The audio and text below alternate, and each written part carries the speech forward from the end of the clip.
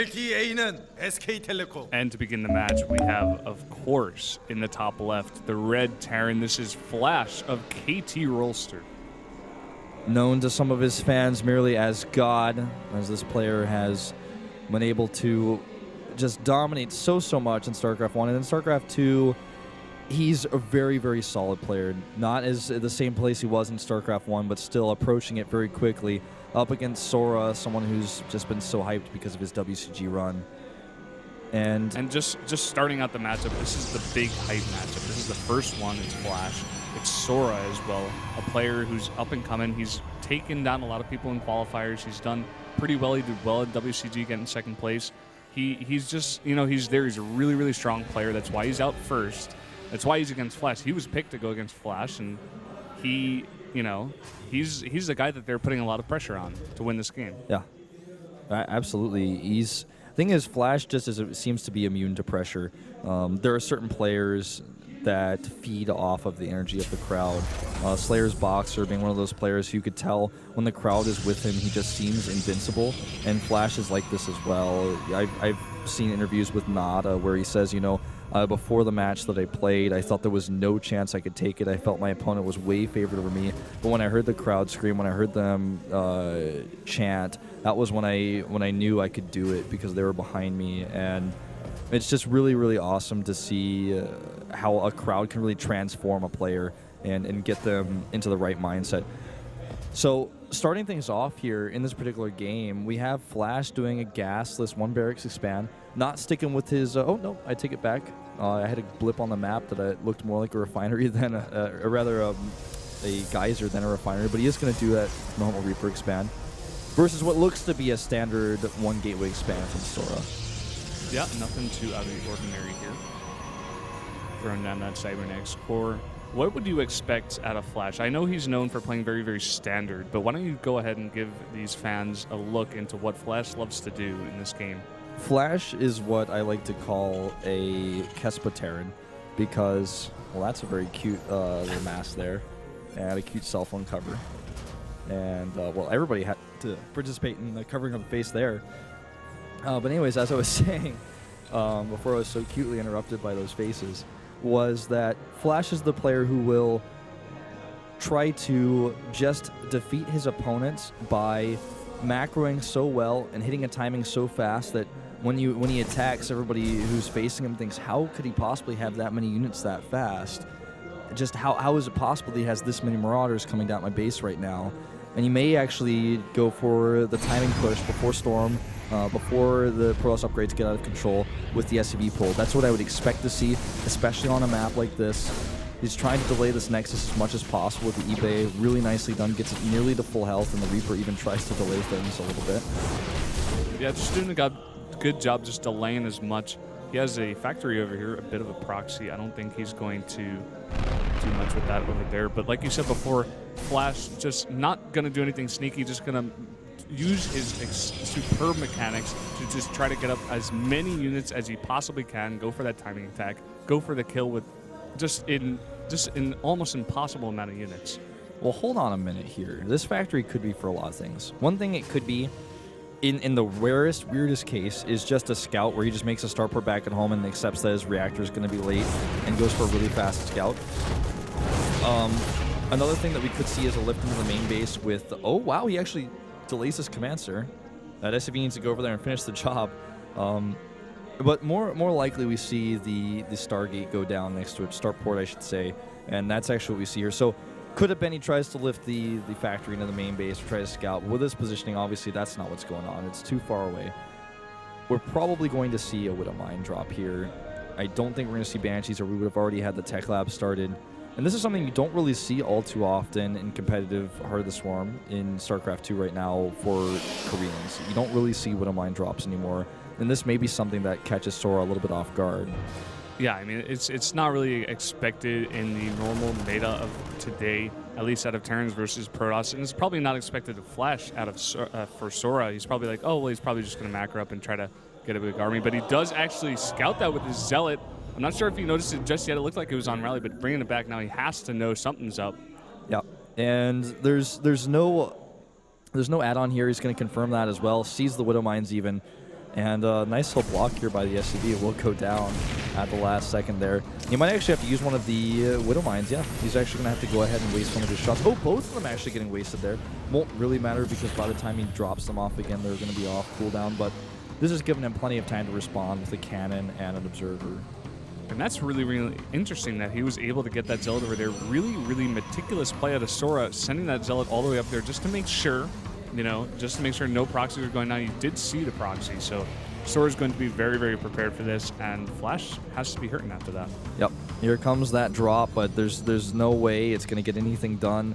Stalkers are ready, cannons are up, and before he even saw that there was no tech lab, the response is the same. You have cannons up, you're defending against Banshees. You have an observer out, then it also helps you against Banshees, and against Widow Mines, the same rules apply, even better so, because you can't get the Widow Mine into the mineral line with a cannon there. It's just not going to happen. So I don't see this getting anything done. He's going to try for it. The cannon is not quite ready, but I mean, he can't burrow in time. It's not going to be worth it. And these Widow Mines are now basically totally worthless. Yeah, pretty much just worthless. They're just sitting in the medevac, and he has to be careful. These 4 Stalkers, they do spot it, but he is over the river there, and he is going to back away from that, get away from that safely. At the same time, Sora back at his base making a robotics bay at the same time as that Twilight Council. Probably going to go for that +2. There goes the third Nexus for Sora, and when you compare it to the timing of the third CC for FlaSh, FlaSh just seems to get his commanders up faster than everybody else, but it is a pretty standard timing. He has good upgrades coming out. He's getting the Twilight Council down, which means he will be able to start +2 armor right away. And with Chrono Boost, he's going to further his lead over FlaSh, who at the time still only has 1 engineering bay running. This Widow Mine is going to be a little bit of an annoyance, as the observer is relatively far away. But I like Sora's position right now because he didn't have to spend any time at all worrying about those Widow Mines. He knows his opponent's medevacs are late and therefore drops are late, so he can just continue to power up his gateways instead of adding units now. Normally at this time of the game, somebody like FlaSh would be dropping left and right with medevacs, but medevacs are just so delayed because of this. He can even get a third base nearly completed before the first ground army is even ready to attack. Yeah, that's the thing about going for a strategy like this that gets scouted. Once it gets scouted, the enemy player, Sora, he's just able to say, okay, I have some time here to, you know, do whatever I want. He took that time to tech. He got the Twilight Council. He did get the robotics bay. He has the Colossi coming out with the range as well as a bunch of ground unit upgrades. Yeah, he's got the second upgrade on the way. He's going for Blink right away, so that's going to help him zone out drops a little bit better. FlaSh still with an uncontested third base, and he's trying to find an opening with this Bioforce, but quite frankly, because of all the resources he committed to that Widow Mine drop, his army is tiny, and it's not really going to be able to accomplish anything. Yes, he can poke with it a little bit. Maybe he can pick off a Zealot or two, or scare Sora into popping out a few Guardian shields, but I mean, even that is a stretch. He's not really going to be able to accomplish anything. Sora is not scared at all, not even phased by a little bit by this drop. Yeah, he had his army out in the middle of the map. He was pretty much warding off any attacks. He was able to ward off that one little poke out of FlaSh there, and FlaSh had to back off. Now he's just running around the map, trying to keep the map control that he does have at this point. But now 2 Colossi up, probably going to go towards that Storm. Like you were saying, that tech switch is in the making probably soon enough. And with those 2 Colossi, it's going to be really, really hard for FlaSh to do much here. He's not going to be able to attack right now. You see him coming up here trying to do some poking, but Sora confidently going right up against him, even as an Immortal in the mix. Yeah, Immortal looking in the mix. really good for Sora. Just look at FlaSh's army run with its tail between its legs back home. He can't even control the watchtowers right now. As a Terran player, this is never a comfortable feeling. And FlaSh knows hitting that timing that I was talking about earlier, where he just has so many units out early, with the build he chose, is not going to be possible. He's just continuing to get his upgrades out. He's getting +2 for attack, +1 for armor, +2 for weapons, for vehicles, and also he's getting that Ghost Academy out, ready for the switch. But hitting a timing with his army is not going to happen. That's why he's getting Ghost. He knows he has to play for the late game here. He has to hope for good concaves, good engagements, nice EMPs, and taking a 4th base. Just winning this game on 3 bases, gonna be a tall order. Yeah, it's definitely going to be a tall order. One thing to note, Sora right now, as well as that Temple Archives, added a Dark Shrine, so he's going to warp in 2 of those over there on the west side and probably send them up, try to start some harass on some of the bases of FlaSh. FlaSh does have his army out in the middle of the map. I think he's probably not expecting this. Yeah. Just continuing with the Ghost production, getting the energy upgrade as well. There's no turret up here at the natural. He's going to have to use scans, and we actually could see some ghost assassinates here. He doesn't notice. DT is already going to work here at the natural. There's no units nearby, so even if he had a scan, he couldn't kill it. The depots are down, so one runs into the main base, and now a third DT is even heading towards the natural yet again. Turret's being delayed here by the DT. There's a scan. What about the main base, though? Havoc is being rigged here as well. 3 kills already, and oh no, FlaSh not looking good when it comes to economy, losing way too many SCVs here. Yeah, losing so many SCVs. He's also sending us Dark Templar into the third. They're trying to get that up, that missile turret up, but it's not quite getting up. He does retreat that Dark Templar at the third, but this one at the main is doing so damage. 10 kills already? Has 10 kills, continuing with the damage. He just doesn't have enough units in the right place. He has those 2 Marauders. They eventually are able to take him out, but look at that, 19 SCV kills right now, and that's going to be a big hit to FlaSh's economy. FlaSh now has an army that is much stronger than the army of Sora, and he knows that. He's got an opportunity here. He has a timing. It's been unlocked. He knows he has to hit fast and hard. He's pulled his SCVs here. This is an impromptu laser boy push. He has to try to end the game now because he knows upgrades are coming up. +2 attack. Nearly done here for Sora. He has the much better economy, and FlaSh has thrown his economy into this attack. And can Sora hold? This is going to be the big question here. Like you're saying, he knows he has this timing and he's going for it, but at the same time, Sora throwing a bunch of those zealots in there, but FlaSh going for the attack, splitting his army up to attack that third base at the same time, backing off the storms, not taking too much damage, but Sora's army looking strong as well. Storms here really nice on top of the Vikings, but the Bio army still remains. The third Nexus is gone. The fourth Nexus is under construction right now, making a few more Archons. If the fourth Nexus goes down and FlaSh can stabilize at his third, he may actually just be able to go home and resume playing a macro game. He doesn't even have to commit to this, making it all in, if he actually kills both Nexi, and he does. So now he finds himself on 3 bases against 2. His SCV count is in shambles, but at least he still has a strong army to fall back on, and maybe he can just stabilize here. Upgrades, though, a big problem. +2 armor, almost complete for Sora. He's already started the +3 attack upgrade. He just needs to make something happen now because he can't just sit back and wait for his Nexi to recomplete. Yeah, he's out on the map. He wants to make something go down. He was throwing out a bunch of storms, nothing really too spectacular, but he was able to do a bit of damage. But like you said, losing that third Nexus, he's trying to rebuild it, but I don't know, FlaSh, he took a lot of damage to his SCVs, but he is tired, and he does have those mules pumping in the back as well, and he does have that really strong army, and it's going to be interesting to see what Sora does to respond to that attack. He's sending these zealots up here. It's not going to be doing much. It's going to be intercepted. And it looks like at the same time he's sending the bulk of his army into the middle of the map. Now, FlaSh is actually up 7 Harvesters right now as a Protoss player. When you know how many mules are also there and your opponent is up on you in Harvesters, you feel terrible. He has the better tech. His army is smaller than FlaSh's. It's very close in size, but it's much more expensive, and it's much better of an army. It has 5 High Templar ready for storms. It has 6 Colossi, and the Viking count for FlaSh is 12, so that's 2 Vikings for each Colossus. It's all about the surface area, how much damage can the Colossi actually do. The drop coins and maids at this main at the same time. Yeah, he's dropping in the main right now. He does drop the units. It's all about those EMPs as well. The Warpins are going to have to come back at home. I don't think it's going to be enough, though. It just looks like 5 or so, but he does have the Zealots at the natural that are going to be defended as well, but this drop out of FlaSh may not be as easily defended. Oh, absolutely not. He's got the medevac to help heal. He's using Zealots to try to buy time here, and Sora looks to be confused. He has to make a very difficult decision. Does he commit to the attack he needed to equalize economy, or does he walk home? He's sitting in the middle of the map like he actually just cannot decide what it is that he wants to do. Warps into DT now, and FlaSh is just going to go ahead and scan and kill that. He's really starting to affect the production of Sora, and Sora is a sitting duck in the middle of the map. He's not walking home, and he's not attacking. This gives FlaSh a further advantage here. This is so big. He's not making a decision right now, and that is huge. I think he might have spotted those medevacs, but the War Prison might also have been spotted. So many gateways went down there. He was finally able to stop that. It looks like the War Prison is going to try to warp in a DT in the main, but at the same time, another drop out of FlaSh starting to make its way down to the left. Corner. Those are some Zealots he warped in the main base, decided against the DTs after all. But these 2 medevacs are going to force Sora's army to come back to the third base again. FlaSh is still up in economy, 58 Harvesters to 50, plus the mules. And if he can continue to pick some units off here and there, get that Viking count up to where he wants it to be against these Colossi, then he should be able to take a strong lead.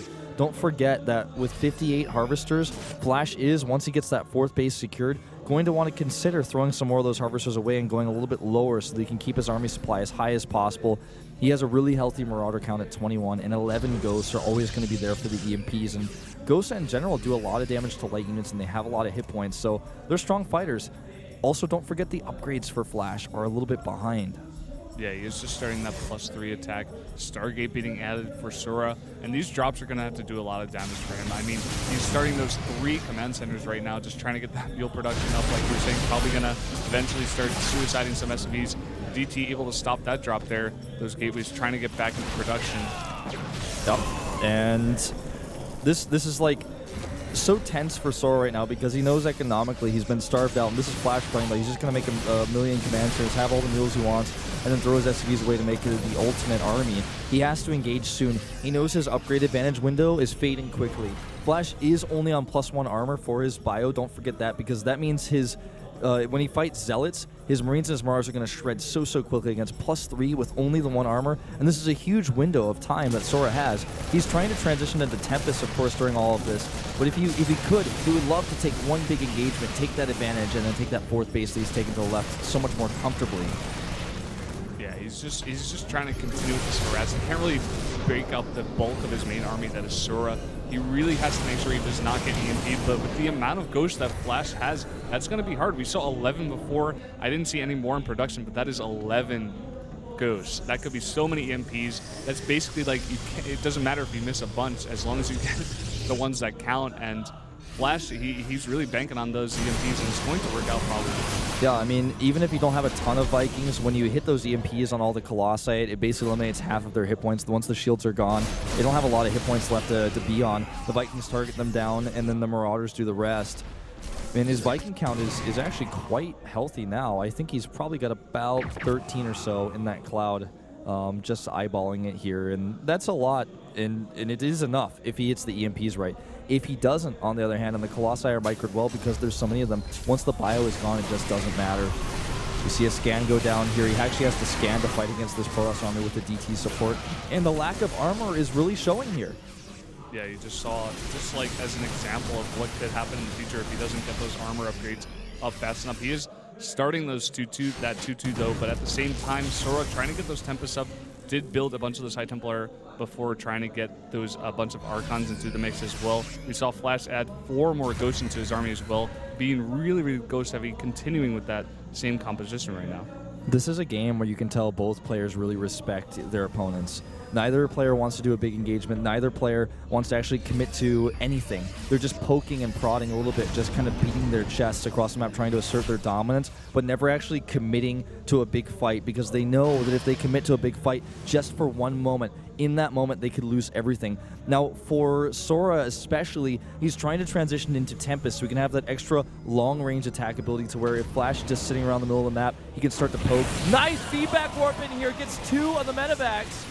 And this is not looking good for this drop. Oh, that drop just got annihilated right there. Immediately after getting those feedbacks, make that Archon. That is so cost efficient for Sora right now. And that's 3 medevacs full of units gone. Yeah. This could be Sora's moment to move in. Look at the supply for FlaSh, drop down to 168.